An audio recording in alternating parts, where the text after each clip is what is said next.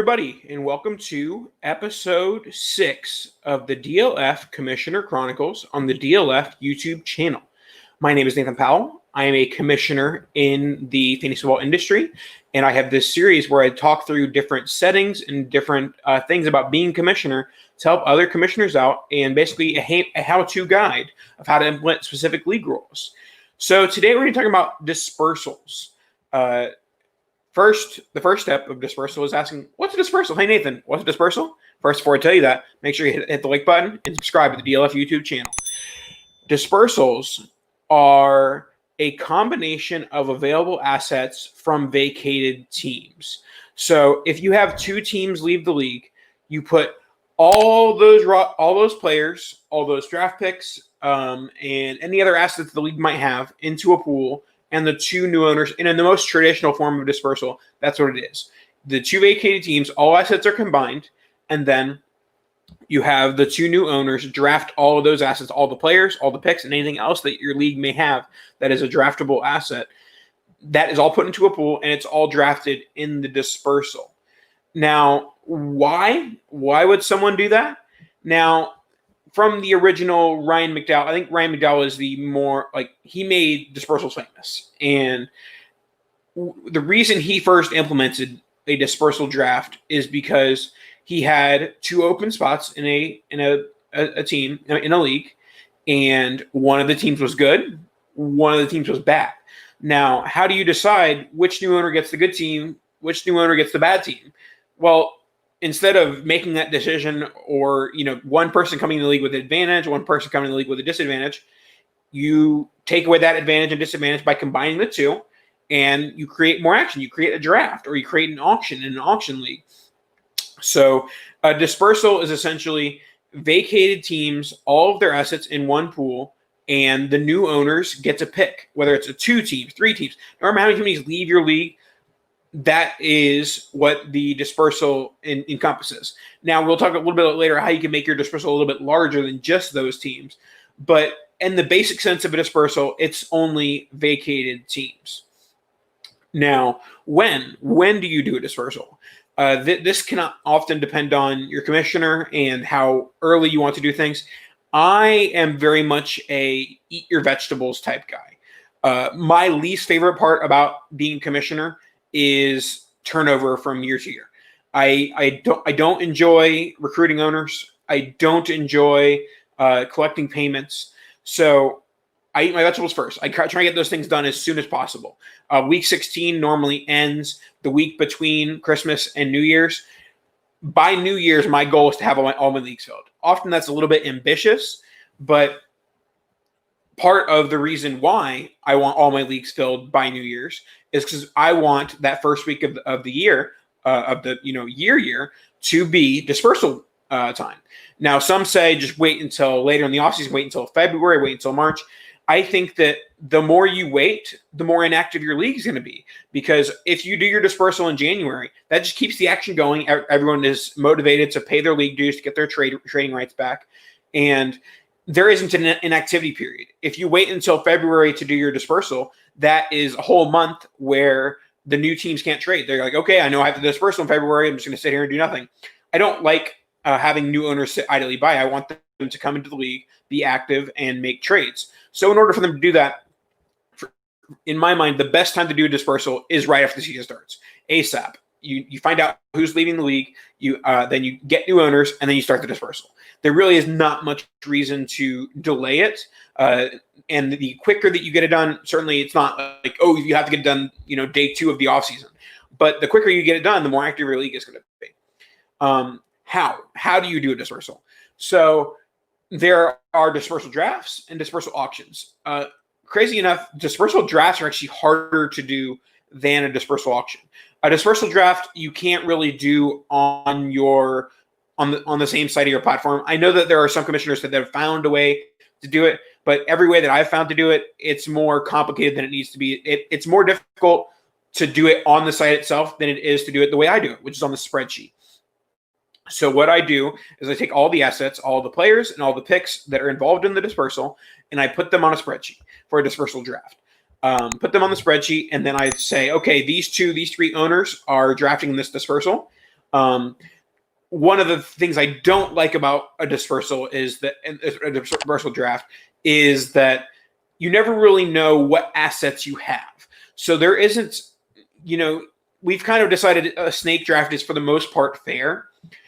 In a dispersal, it's kind of a flip of the coin whether the dispersal draft snake is going to be fair. So it's one of the weaknesses of the dispersal draft, but that's what it is. Usually from my dispersals, I decide the draft order by doing a random draft order generator. I give the draft order to the 2, 3, however many teams there are in the dispersal draft. And basically they then do a draft on the spreadsheet of all the players and picks that are available in the dispersal. Now, one positive is that MFL recently implemented a load all rosters portion of the site, so that once you're done with your dispersal on the spreadsheet, all you have to do is highlight the entire row of the players drafted by that one team, paste it into that load button, and you load an entire team without, well, first, of course, before the dispersal, you have to unload all the teams. But in terms of fixing it after the dispersal draft, it takes 2 seconds. All you got to do is copy it, paste it onto the load site, and then you have your teams are already done on the site from the dispersal on the spreadsheet. So that's one of the benefits. But as far as the dispersal draft, it's a little bit more difficult than the dispersal auction. But basically, you do the draft on the spreadsheet. You give it to the team. You give access to the spreadsheet to the teams that are in the dispersal, and they do the draft based on a draft order that's generated, whether it's through a random order or you guys decide some fun way to do it.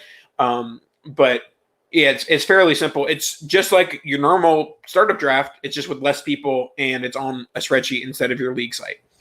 Now let's go into some of the rules that you often see for dispersals. The first one is who can join. Ryan McDowell also implemented the second chance rule. So the second chance rule is basically anyone can join the dispersal at any time. Even if no one leaves the league, you could still have a dispersal draft of 2 guys that don't like their rosters, and they throw it in there, and then you have a dispersal draft. Now, for me, I have a little bit differentiation of that rule in that I have in the event anyone leaves the league, the second chance is enacted. So if there's 14 owners stay, there's no dispersal. But rarely, if ever, does that happen. So one person leaves the league, that enacts the possibility of doing a second chance rule. What's a second chance rule? Second chance rule is basically all the orphan teams, they are throwing all their assets into the dispersal draft, and that's what you'd be doing by taking the second chance or joining the dispersal as an active team. You get rid of all your picks, all of your players, any other assets that you have. They all get thrown into the draft, and you draft just like you would be an orphan. And so in terms of determining your dispersal, whether you want to have a second chance, which means anyone can do dispersal at any time, a dispersal only in the event of teams leaving, which that's a possibility, or some people prefer it, you can't join the dispersal. That dispersals are only for orphan teams, and that the new teams in the league will be doing the drafting, and they won't have any input from outside teams. Now, the other rule to consider when creating a dispersal draft is trading into it. So there's two forms of thought here in terms of whether you should be able to trade into a dispersal. The one reason why I discourage trading to dispersal is that when you allow trading into the dispersal, with my rule of in the event someone leaves the league, you can join the dispersal. If you can trade in, that discourages teams from joining in the dispersal. As the commissioner, I think the more teams in the dispersal, the more fun, the better. It's weird that if you have one bad team, oh, I got this bad team. If you have 2 bad teams and it's a dispersal, for some reason it looks better. The person builds their own bad team with 2 bad teams worth of assets.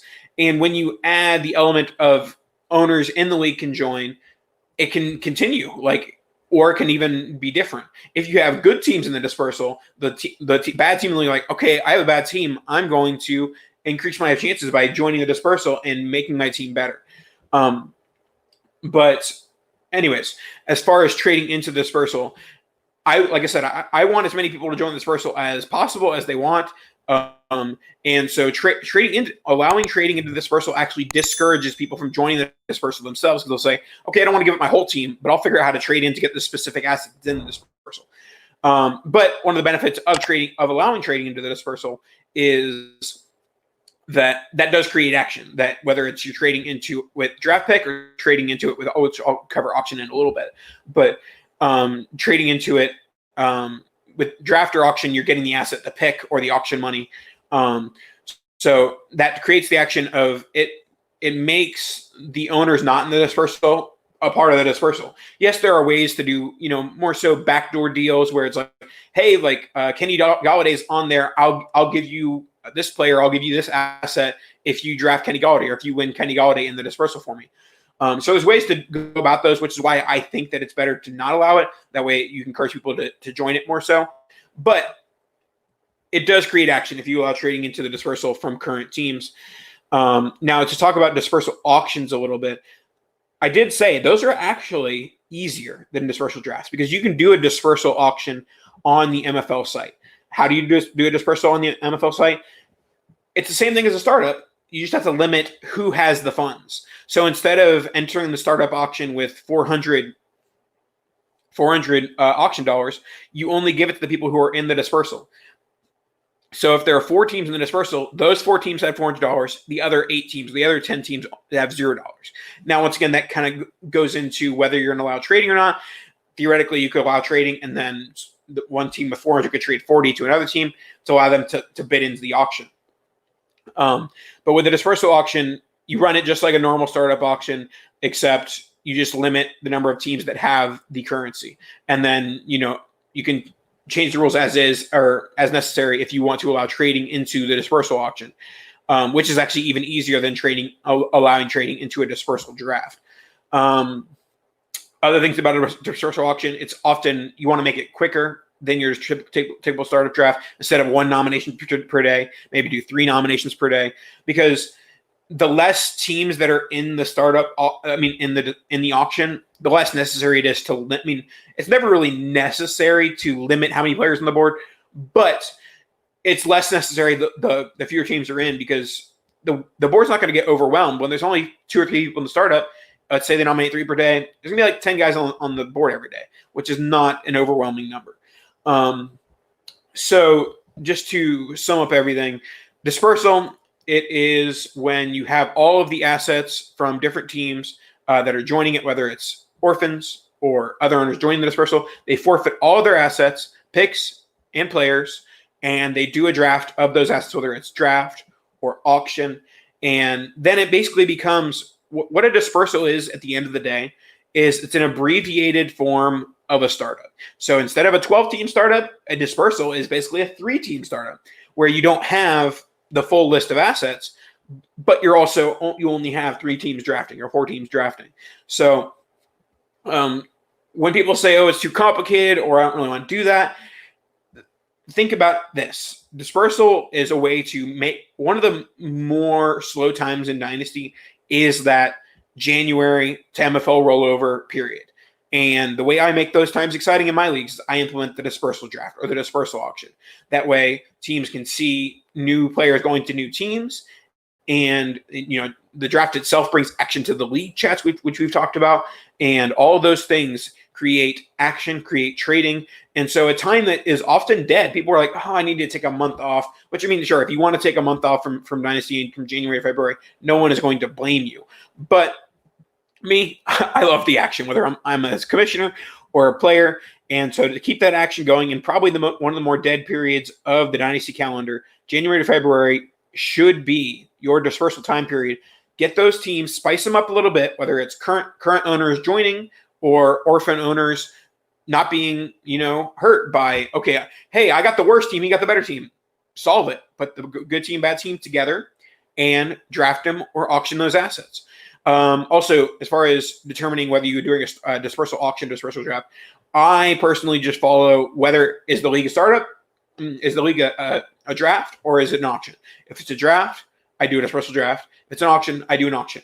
Theoretically, I could see an argument for a draft league doing a dispersal auction. Because like I said, it's the more fair way to go about doing things. and it's a more fun way to go about doing things. So, yes, you might say, it's a draft, let's keep it as the draft. But at the end of the day, there are a number of flaws with the dispersal snake format that there isn't really a fair way of, making sure everyone has the, an even team, because there could be 3 top 20 assets, and then the 4th player could be a number 60 player. And then the person that has the first pick gets a top asset and then a 60th ranked player. And then the middle team got 2 top tier players. So that's pretty much it. That's DLF Commissioner Chronicles episode 6, Dispersals. If you have any questions about Dispersals, contact me at npowellff on Twitter, and we'll be glad to help you with your Dynasty Dispersal. Be sure to like and subscribe DLF YouTube channel. Thank you so much for watching. We'll see you guys next week.